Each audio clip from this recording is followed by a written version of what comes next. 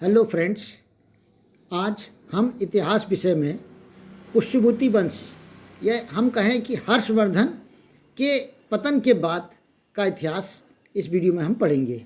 और हर्षवर्धन के पतन के पश्चात वहाँ पर एक जो प्रमुख शासक हुआ है यशोवर्मन का शासन, उसके संबंध में भी हम पढ़ेंगे।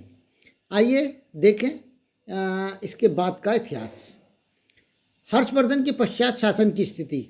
हर्षवर्धन की मृत्यु के पश्चात उसका कोई वारिस ना होने के कारण, क्योंकि हर्षवर्धन के दो बेटे थे, एक वाक्यवर्धन और दूसरे कल्याणवर्धन, और इन दोनों की हत्या उनके ही एक मंत्री अरुणाश्वन ने कर दी थी। इस कारण से वहाँ पर कोई उनका वारिस नहीं था, और वारिस ना होने के कारण उसका राज्य छिन्न भिन्न हो गया। उसका राज्य कई भागों में बट गया।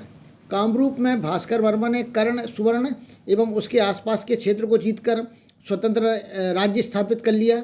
मगध में हर्ष के सामंत माधवगुप्त के पुत्र आदित्य सेन ने स्वतंत्र अपना राज्य स्थापित कर लिया। पश्चिमी एवं उत्तर पश्चिम के कई छोटे छोटे राज्यों ने भी अपने आप को स्वतंत्र घोषित कर लिया। कश्मीर में कारकोट वंश ने अपनी सत्ता स्थापित कर ली। कन्नौज पर जो प्रमुख था कन्नौज, वहाँ पर अर्जुन नाम का एक स्थानीय शासक था, उसने वहाँ पर अपना अधिकार कर लिया। अर्जुन के संबंध में पुरानी कोई जानकारी विशेष प्राप्त नहीं होती है। माना जाता है कि चीनी नरेश ने बंग हुए नत्से के नेतृत्व में तीसरा दूत मंडल भारत भेजा था, जो बौद्ध की जानकारी के लिए। पर जब वह कन्नौज पहुँचा तो वहाँ पर हर्षवर्धन की मृत्यु हो चुकी थी और अर्जुन वहाँ का प्रमुख शासक था। अर्जुन के सैनिकों ने दूत मंडल को रोका और उनके साथ लूटपाट की। बंग, जो उस दल का नेतृत्व कर रहा था, उसने किसी तरह भागकर अपनी जान बचाई। इस तरह से वो जो दूत मंडल आया था उसके साथ बहुत अभद्र व्यवहार किया गया और उसके साथ लूटपाट की गई और मारपीट की गई। आगे बंग अपना प्रतिशोध की भावना से बंग ने तिब्बती राजा गंपो एवं नेपाली राजा अंशुमन को साथ लेकर अर्जुन पर आक्रमण कर दिया।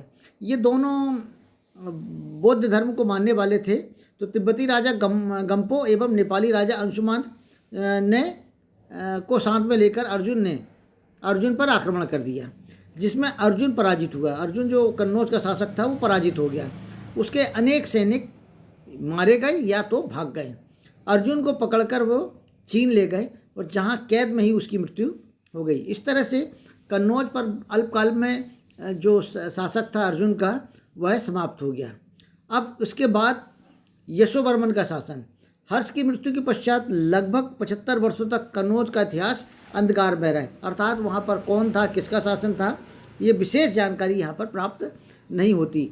इस अंध युग की समाप्ति पर कन्नौज सिंहासन पर यशोवर्मन नाम का एक महत्वाकांक्षी एवं शक्तिशाली शासन गद्दी पर बैठा। उसके नाम के आगे बर्मन शब्द जुड़ा होने के कारण लोगों ने यह अनुमान लगाया कि शायद यह मौखरी शासन है या मौखरी वंश का शासक है, किंतु यह निश्चित रूप से कोई नहीं कह सकता और ना ही इसके कोई विशेष प्रमाण मिलते हैं। वाक्यपति ने गौड़बहो, वाक्यपति जो एक शासक था, वो वाक्यपति जो एक साहित्यकार था, यशोवर्मन के समय में कवि था, उसने अपनी रचना गौड़बहो में उसे चंद्रवंशी छत्री कहा। अर्थात यशोवर्मन को उन्होंने चंद्रवंशी छत्री कहा है, लेकिन इसके भी कोई प्रमाण नहीं मिलते हैं। यशोवर्मन के समय उनके दरबारी कवि भवभूति एवं वाक्यपति राज थे। वाक्यपति ने गौड़बहो नामक एक काव्य लिखा जो प्राकृत भाषा का था। इसमें यशोवर्मन की विजय गाथा एवं अन्य महत्वपूर्ण जानकारी मिलती। अर्थात यशोवर्मन के संबंध में गौड़बहो नामक जो ग्रंथ है उसमें महत्वपूर्ण जानकारियाँ और इनकी विजय गाथा के संबंध में जानकारी मिलती है। यशोवर्मन की विजय गाथा, अब हम देख लें विजय गाथा जो गौड़बहो में थी। काव्य में यशोवर्मन की विजय गाथा की महत्वपूर्ण जानकारी मिलती है। गौड़बहो काव्य में यशोवर्धन को सुभाषित ग्रंथों के कुछ पदों का एवं रामाभ्युदय की रचयिता कहा गया है। ये माना गया है कि वो उसने कुछ सुभाषित पद रचे थे एवं रामाभ्युदय की रचना की थी। आगे हम देखें, अब इसके जो विजय अभियान देखें। नंबर 1, गौडबहो काव्य में सर्वप्रथम बंग नरेश को पराजित कर उसे अपने अधीन बनाने की जानकारी गौडबहो में दी गई। इसके अतिरिक्त दक्षिण पठार के एक नरेश को भी उन्होंने अधीन बनाया था, इसकी जानकारी इस रचना में दी गई थी। दूसरा देखें, मलय पर्वत को पार कर वह समुद्र तट पर पहुंचा और वहां उसने पारसियों को पराजित किया और पश्चिमी घाट के दुर्गम प्रदेशों में भी वह गया और वहां से उसने कर वसूल किया। तीसरा, नर्मदा नदी पार कर वह मरु प्रदेश पर होता है अर्थात मरुस्थल पहुंचा। तत्पश्चात नीलकंठ, थानेश्वर और कुरुक्षेत्र होते हुए वह अयोध्या वापस आया और इसमें भी जगह जगह उसने अपने विजय अभियान जारी रखा। आगे है, मंदर पर्वत में रहने वाले अनेक छोटे छोटे राजाओं को भी उन्होंने अपने अधीन बनाता हुआ वह अपनी राजधानी कन्नौज वापस पहुंच गया। ये यशोवर्मन की विजय गाथा जो गौडबहो नामक काव्य में दी गई है। लेकिन गौडबहो काव्य में पराजित राजाओं के नाम ना होने के कारण इस विजय अभियान का वर्णन संदिग्ध सा प्रतीत होता है।